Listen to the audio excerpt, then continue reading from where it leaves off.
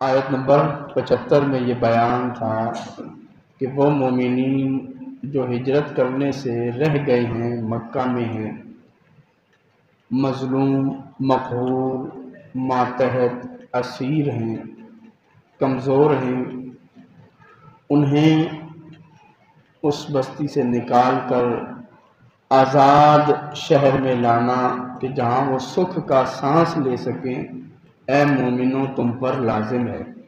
تم اپنے مسلمان بھائیوں کی آزادی کے لیے، خود مختاری کے لیے اور اعلاء کلمت اللہ کے لیے، ایک اسلامی ملک مکمل بنانے کے لیے اللہ کی راہ میں جہاد کرو۔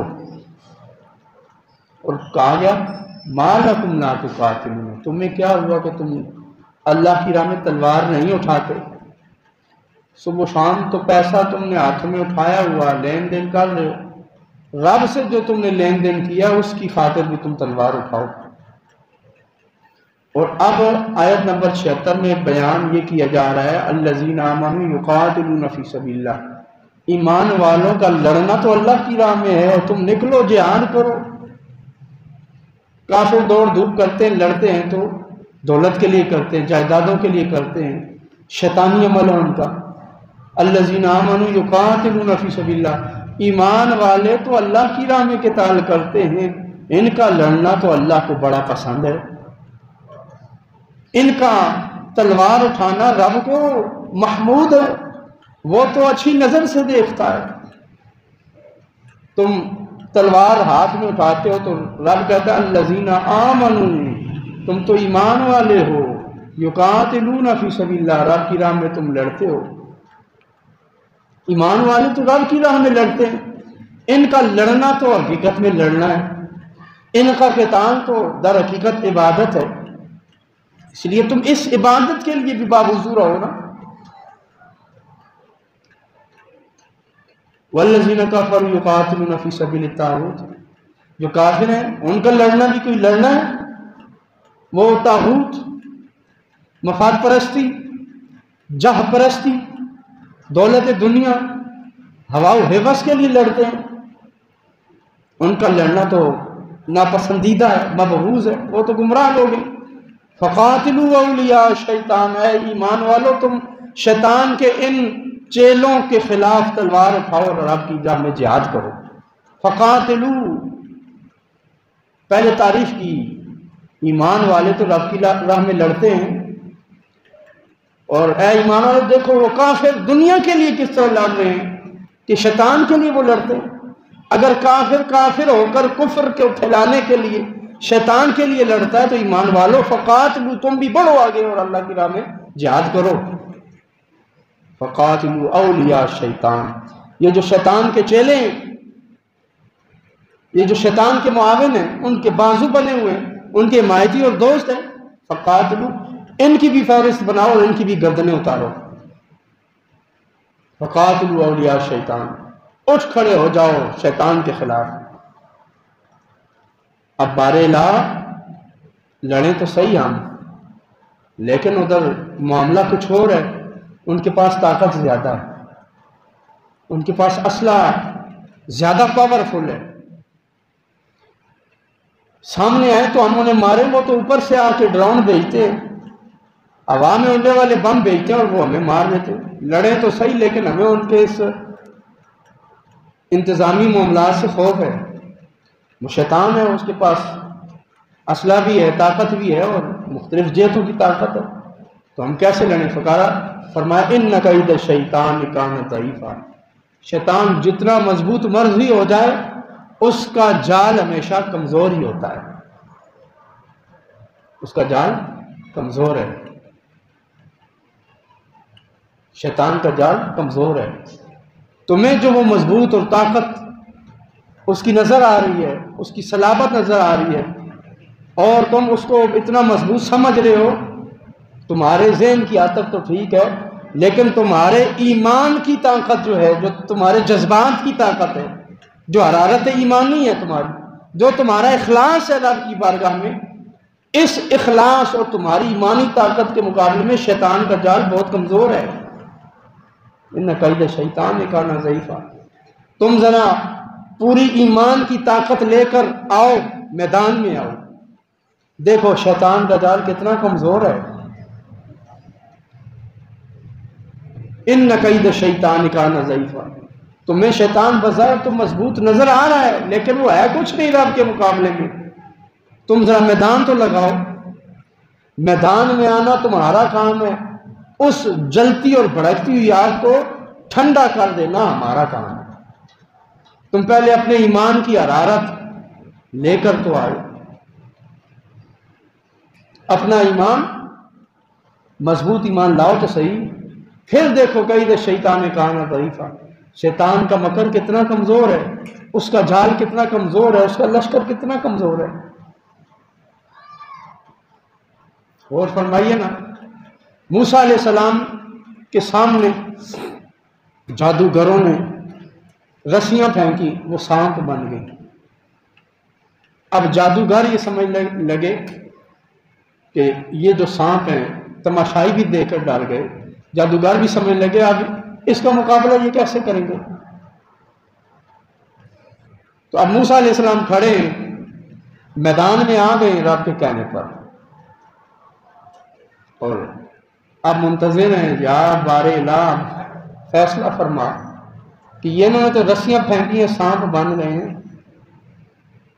ان کا تو بڑا مضبوط وار ہے، اس وار کا جواب کیا دینا ہے۔ رب نے فرمایا اے موسیٰ اپنا عصا ان کے سامنے پھینکو۔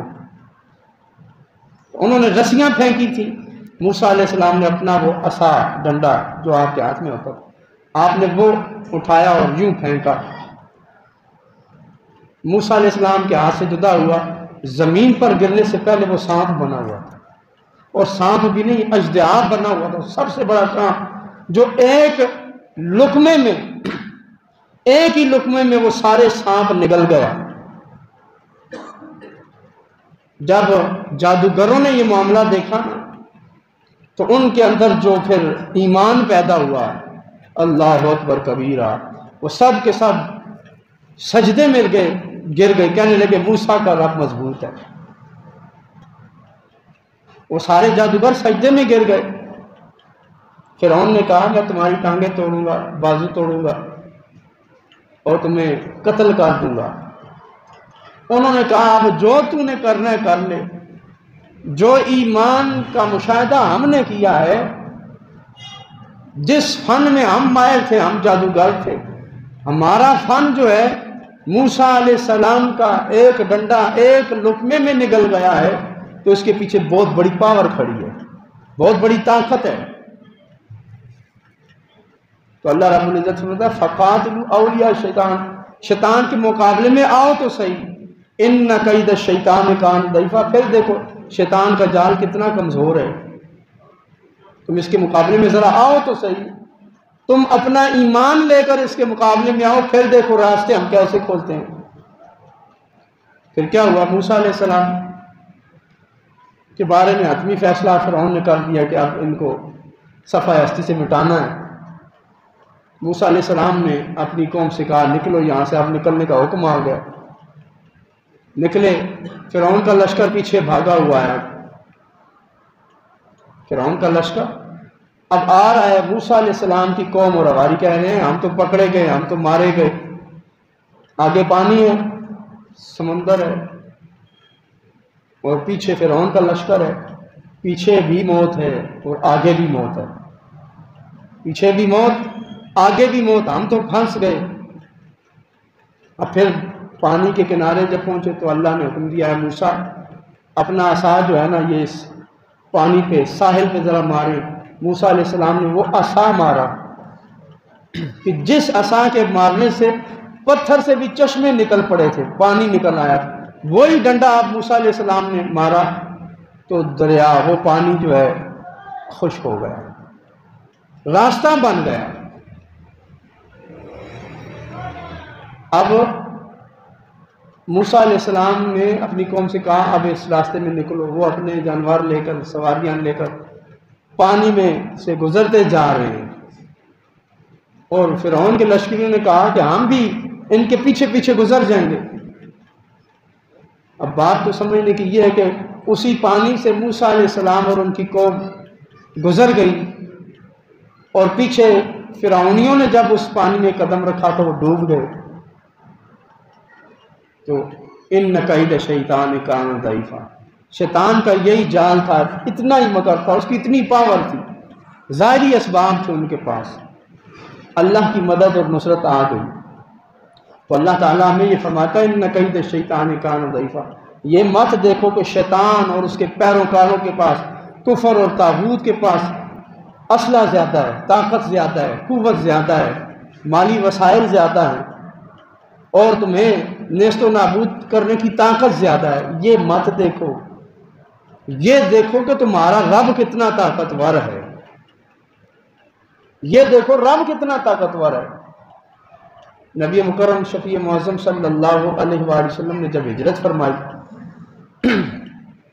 آپ کو حکم ہوا کہ رات کے اندھیرے میں نکلیں، رات کے اندھیرے میں نکلیں۔ یہ تو حکم تھا، نبی علیہ السلام دن کے اجالے میں بھی نکلتے تو کافر آپ کو کوئی نقصان نہیں کر سکتے تھے۔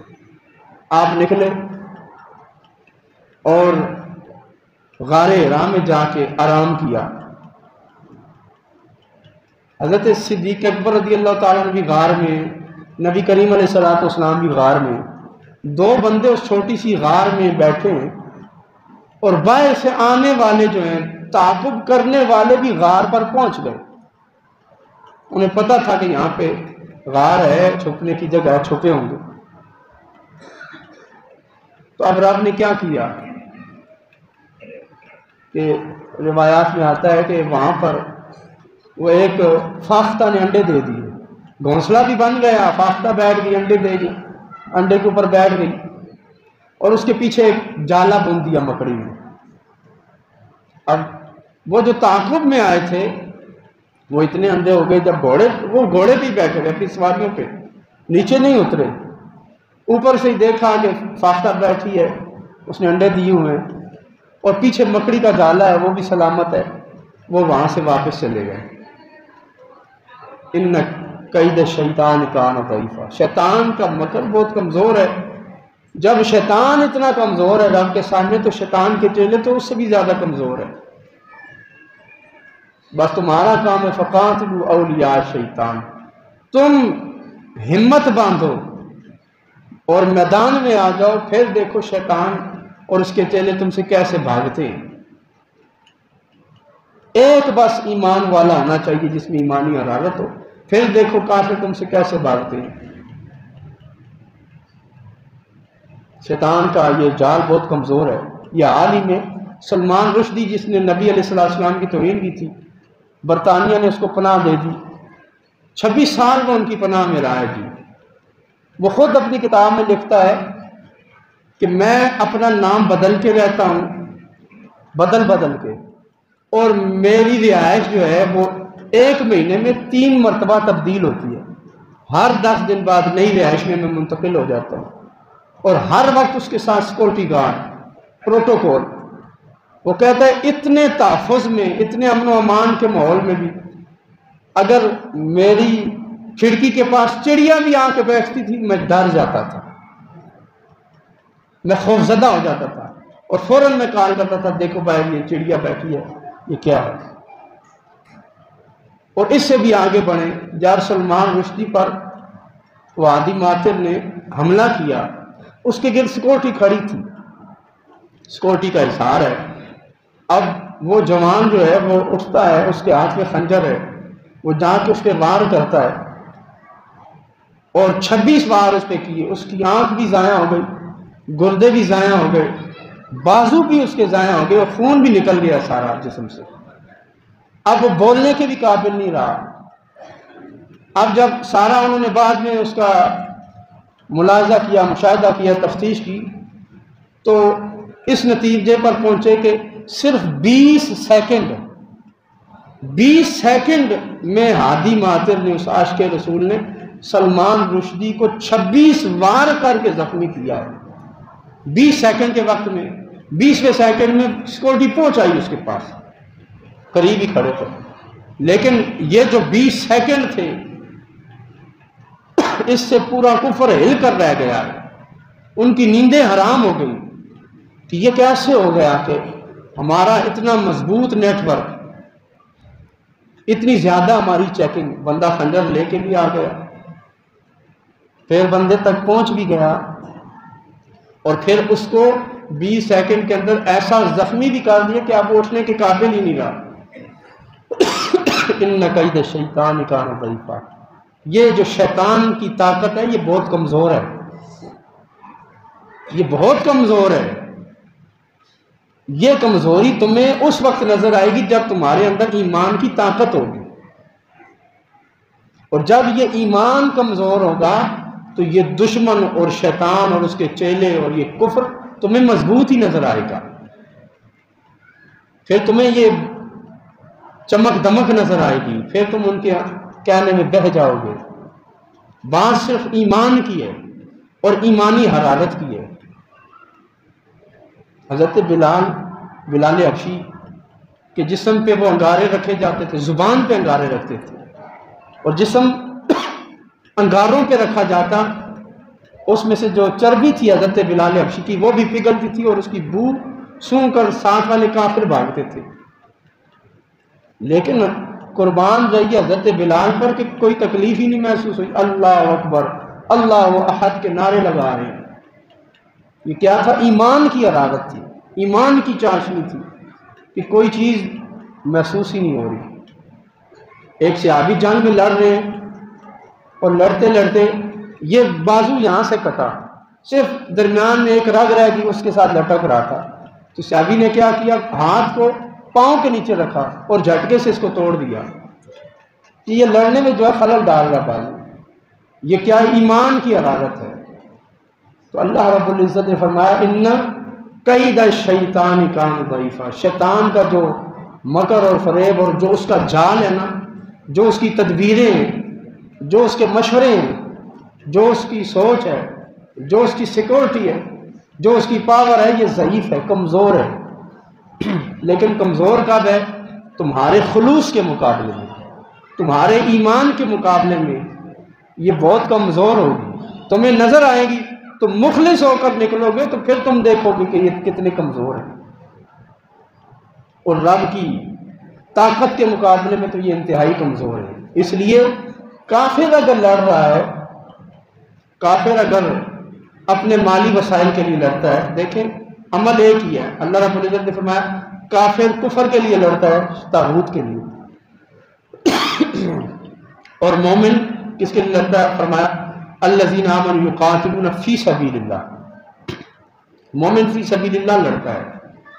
مومن تنخواہیں لے کر نہیں لڑتا، مومن فنڈز لے کر نہیں لڑتا، مومن پوری قوم کا بجٹ کھا کے نہیں لڑتا، بلکہ فی سبیل اللہ لڑتا ہے۔ وہ اسلحہ بھی اپنے گھر سے لاتا ہے، وہ لڑنے کا سامان بھی اپنے گھر سے لاتا ہے، اور کھانے کا سامان بھی گھر سے لے کے آتا ہے۔ مومن کا لڑنا فی سبیل اللہ ہے، اللہ کی رضا کے لیے۔ مومن بھی قتال کرتا ہے، کافر بھی لڑتا ہے، عمل ایک ہی ہے۔ مومن بھی لڑ رہا ہے، کافر بھی، عمل ایک ہی ہوتا ہے، لیکن مقاصد مختلف ہوا کرتے ہیں۔ مقصد مختلف ہونے سے عمل محمود بھی ہو جاتا ہے، مذموم بھی ہو جاتا ہے، اچھا بھی ہو جاتا ہے، برا بھی ہو جاتا ہے۔ جنگ کی اسلام نے اجازت دی ہے، دوسری قومیں بھی لڑتی ہیں، یہودی بھی لڑ رہے ہیں، نصارہ بھی لڑ رہے ہیں، ہندو بھی لڑ رہے ہیں، جنگیں ہوتی ہیں، خون کے دریا بہتے ہیں، کشتوں کے پشتے لگ جاتے ہیں، چیخ و پکار ہوتی ہے، زخمی ہوتے ہیں، فضائیں سوگوار ہوتی ہیں۔ جنگ جو جنگ ہے، جنگ میں یتیم بھی ہوتے ہیں، بیوہ بھی ہوتی ہیں، قیدی بھی ہوتے ہیں، لیکن اسلام کی جنگ میں اور دوسری جنگوں میں زمین آسمان کا فرق ہے۔ مومن کی جنگ اعلاء کلمت اللہ کے لیے ہوتی ہے، انصاف کے لیے ہوتی ہے، نیکی اور تقوی کے لیے ہوتی ہے، اور کافر کی جنگ صرف مال و دولت حاصل کرنے کے لیے، ملک گیری کے لیے ہوتی ہے، اپنی سلطنت پھیلانے کے لیے ہوتی ہے، کمزوروں کا پسینہ نچوڑنے کے لیے ہوتی ہے، غلام بنانے کے لیے ہوتی ہے، ان کی معدنیات پر قبضہ کرنے کے لیے ہوتی ہے، ان کے وسائل پر، پانی پر، پیٹرول پر قبضے کے لیے ہوتی ہے، جبکہ مسلمان کی جنگ اللہ کی رضا کے لیے ہوتی ہے۔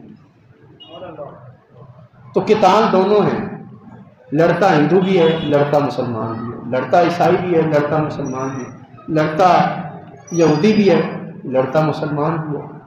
تو لڑنے میں فرق کیا ہے کہ مسلمان کا لڑنا صرف اللہ کے لیے ہے۔ اگر مسلمان صرف اس لیے لڑے کہ مجھے یہ پانی کا کنواں حاصل ہو جائے، مجھے پیٹرول کا کنواں حاصل ہو جائے، معدنیات حاصل ہو جائے، یا زمین کا وہ بڑا زرخیز حصہ وہ مل جائے، تو یہ لڑنا بھی جہاد نہیں کہلائے گا۔ یہ لڑنا بھی پھر کافروں کے لڑنے کی طرح ہے۔ تو بات ذہن میں رکھیں کہ مومن کا لڑنا فی سبیل اللہ ہے، اللہ کی راہ میں ہے۔ اپنے ملک کا دفاع تو ہندو بھی کر رہا ہے، پھر دفاع پاکستان کے لیے افواج پاکستان کا بارکوں کے اندر رہنا یا سرحدوں پر کھڑا رہنا کوئی معنی نہیں۔ فقہا فرماتے ہیں کم از کم مسلمان فوج جو ہے 6 مہینے میں ایک لشکر کشی کافروں کے ملک پہ کرے الہی کلمت اللہ کے لیے، دعوت دین کے لیے۔ ہماری تنظیمیں دعوت دین کے لیے تو جاتی ہیں، لیکن جو افواج پاکستان کو کرنا چاہیے تھا کہ الہی کلمت اللہ کے لیے وہ لڑیں، وہ نہیں کرتے۔ تو ان کا لڑنا یہ جہاد اور قتال فی سبیل اللہ نہیں ہے۔ ہاں ہم اپنے آپ کو ویسے خوش کر رہے ہیں تو علیحدہ بات ہے، وگرنہ مومن کے لڑنے میں اور کافر کے لڑنے میں فرق ہے۔ اب اللہ رب العزت سے اگلی آیت میں فرماتا ہے الذین الم تر الی الذین قیل لهم کفوا ایدیکم۔ اب ہوا کیا کہ مکہ میں تھے نبی علیہ الصلوۃ والسلام کے بعض صحابہ جو ہیں، جن میں بالخصوص عبد الرحمن بن عوف رضی اللہ تعالیٰ عنہ حضور کے پاس حاضر ہوئے، یا رسول اللہ یہ کافر ہمیں صبح و شام مار رہے ہیں، یہ ہمیں مارتے ہیں، گھر سے نکلنے کی دیر ہوتی ہے ہمارے گرد کھڑے ہو جاتے ہیں، آوازیں کستے ہیں، اذیتیں دیتے ہیں، یا رسول اللہ ہم تنگ آ گئے، اجازت دیں ہم ان کے ساتھ لڑیں۔